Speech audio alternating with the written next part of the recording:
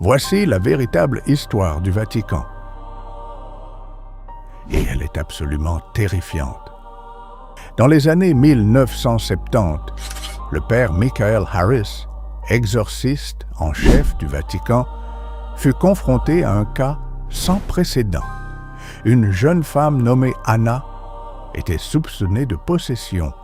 Sa voix parlait des langues anciennes qu'elle ne pouvait pas connaître. D'étranges symboles apparaissaient sur sa peau. Pendant l'exorcisme, Anna poussa un cri qui figea Michael sur place.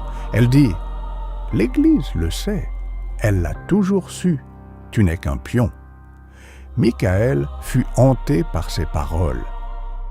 Il commença alors à enquêter et découvrit des rumeurs concernant une secte secrète appelée l'Ordre des Ténèbres. Ce groupe, lié à des rituels interdits, était réputé utiliser des forces démoniaques pour conserver son pouvoir.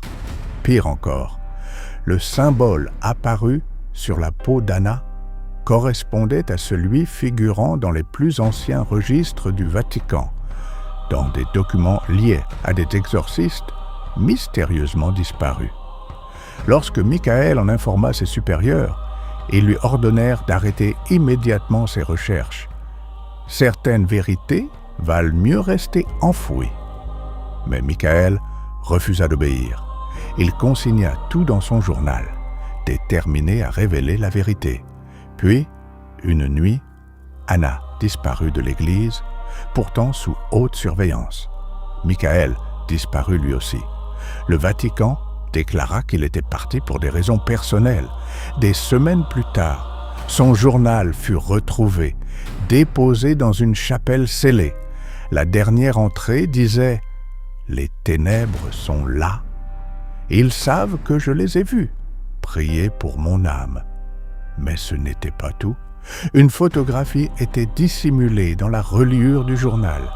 On y voyait Michael dans son bureau, mais derrière lui se tenait une silhouette sombre, aux yeux brûlants. À ce jour, personne ne sait qui ou quoi c'était.